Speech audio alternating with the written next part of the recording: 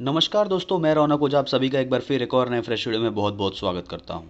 दोस्तों, आज का वीडियो रहेगा इलेक्ट्रिकल अप्लायंस मार्केट की one of the best company मतलब पॉलीकैब के बारे में। दोस्तों, पॉलीकैब पे ये मेरा बहुत ही शानदार वीडियो होने वाला है क्योंकि पॉलीकैब हाल ही में लिस्ट हुआ स्टॉक है। 2018-19 के आसपास में ये मार्केट में आया है, 2019 में आया है अप्रैल से। और उस समय से दोस्तों ये लगभग लगभग 500 रुपये से 2500 रुपये तक का सफ़र तय कर चुका है। मतलब विद इन 2 to 3 ईयर्स इसने 500% का रिटर्न ऑलरेडी दे दिया है। अब यहाँ पे दोस्तों आपको ये समझ में आ गया होगा कि ये किस क्वालिटी का स्टॉक है। इसका मतलब ये कि दोस्तों अभी भी इसमें one of the best rally अभी देखनी आपको बाकी है। अगर आप मुझसे बोलोगे कि इलेक्ट्रिकल अप्लायंस के मार्केट में मुझे इन्वेस्ट करना है, कौन सा सेक्टर में स्टॉक लूँ, तो मेरे सामने रहेगा हैवेल्स, पॉलीकैब, ये सारे स्टॉक्स रहेंगे, क्रॉम्पटन रहेंगे। तो जाहिर सी बात है दोस्तों, मेरे फर्स्ट प्रेफरेंस रहेगा पॉलीकैब, क्योंकि हैवेल्स एक उस लेवल पर पहुंच चुका है जिस लेवल पर समझ लो निफ्टी के लिए रिलायंस पहुंच चुका है। अगर कोई ग्रोथ स्टॉक है तो वो तेज़ी से ग्रो करेगा, लेकिन कोई ऑलरेडी डेवलप्ड जो कंट्रियां जैसे हो जाती हैं वो धीरे धीरे प्रोग्रेस करती हैं, लेकिन जो डेवलपिंग कंट्रियां होती हैं जैसे आप एग्जांपल ले लो, वो बहुत तेज़ी से प्रोग्रेस करती हैं। और पॉलीकैब दोस्तों ये सेक्टर में मुझे एक डेवलपिंग कंट्री जैसा एक एग्जांपल मैंने आपको बताया वैसा स्टॉक लग रहा है कि इसमें अभी भी बहुत बड़ी पोटेंशियल है आने वाले सालों में रैली करने के लिए। तो यहाँ पे दोस्तों चलो शुरू करते हैं। यहाँ पे अगर दोस्तों अगर आप इस चार्ट को देखते हो तो ये पूरे जोन में पॉलीकैब ने क्या किया है, सिर्फ और सिर्फ कंसोलिडेट किया है। कितने तारीख से किया है?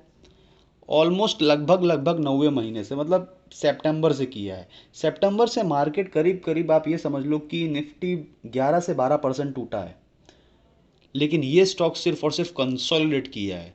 मतलब ये समझ लो कि स्टॉक में इतनी पोटेंशियल है कि निफ्टी टूटा तो ये ज़्यादा से ज़्यादा कंसोलिडेट किया, लेकिन वही भाव पे रह गया। समझ रहे हो बात को? मतलब ये स्टॉक को गिरने का अभी मूड ही नहीं है। यहाँ पे अगर आप ध्यान से देखते हो, ये स्टॉक कंसोलिडेट कर रहा है और अप ट्रेंड का स्टॉक है। तो मैं अपने हर वीडियो में बताता हूँ आपको कि कोई अगर अप ट्रेंड का स्टॉक गिर नहीं रहा है, कंसोलिडेट कर रहा है, तो वो एक नई अप मूव के लिए तैयार हो रहा है।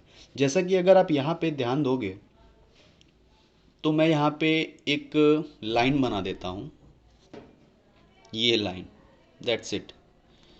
ये लाइन आपको सीधी सीधी ये दर्शा रही है कि ये लाइन इसके लिए एक रेजिस्टेंस का काम कर रही है, ठीक है। यहाँ पे ये इसके लिए रेजिस्टेंस बन गया। और अगर सपोर्ट के बारे में बात करो तो नीचे का पूरा जोन इसके लिए एक सपोर्ट की तरह एक्ट कर सकता है। जैसे कि आप ये देख लो, ये जोन ज़्यादा से ज़्यादा स्टॉक गिरेगा तो यहाँ तक गिर सकता है, हमको ऐसा लगता है देखने में, ठीक है। 1900 रुपये, अब मान लो स्टॉक अगर 1900 रुपये या फिर ये लेवल्स पे आता है, 1700 पे आता है, वहाँ तो मतलब दोस्तों आप सोचना ही नहीं, तुरंत ये माल उठा लेना। लेकिन अगर ये ऊपर वाले ट्रेंड लाइन को ब्रेकआउट दे देता है तो वहाँ पे भी उठा लेना, क्योंकि अगर ऊपर की ट्रेंड लाइन को ब्रेकआउट दिया तो ट्रेंड चेंज हो चुका है, इसको अब जाना है। अगर नीचे ये पूरे जोन में आया, क्योंकि दोस्तों ध्यान दो, ज़्यादा से ज़्यादा क्या होगा, स्टॉक ये जोन जो मैंने बनाया यहाँ तक गिरेगा, नहीं तो यहाँ तक गिरेगा, ठीक है। इसको हटा देता हूँ, चलो सपोर्ट मैंने आपको बता दिया। ये दोनों जोन तक में, ये पूरे जोन तक में स्टॉक आ सकता है 1700 से लेकर 2000 के आसपास में। वहाँ पे लोगे तो आप समझ लो कि सस्ते में मिल रहा है माल। और ट्रेंड लाइन को ब्रेकआउट देता है तो आप ये समझ लेना ट्रेंड चेंज हो चुका है, तो वहाँ से आपको अच्छी रैली कैप्चर करने का मौका मिल सकता है।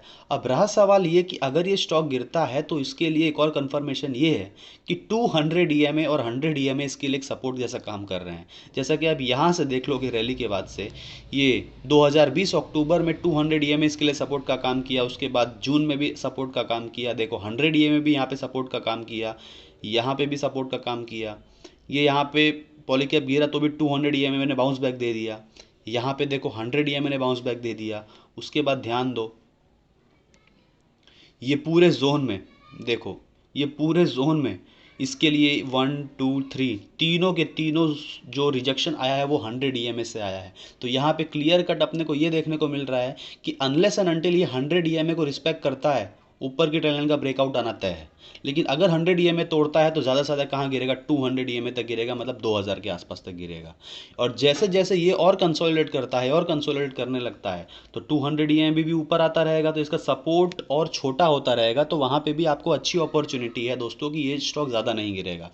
तो मैं सिर्फ और सिर्फ मोटा मोटा ये बात कहना चाह रहा हूँ कि 100 ईएमए सपोर्ट है, इसके लिए 200 ईएमए सपोर्ट है, ठीक है। और जो जोन बनाया वो तो एकदम लास्ट केस में आपको सपोर्ट देखने को मिलेगा, उसको नेग्लेक्ट कर दो, इसलिए मैंने हटा दिया।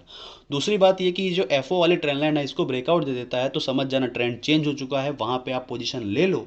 और नेक्स्ट टारगेट हमारा कितना रहेगा, जैसे ध्यान से देखो दोस्तों, नेक्स्ट टारगेट मैं आपको पिछली मूव के हिसाब से बताऊंगा।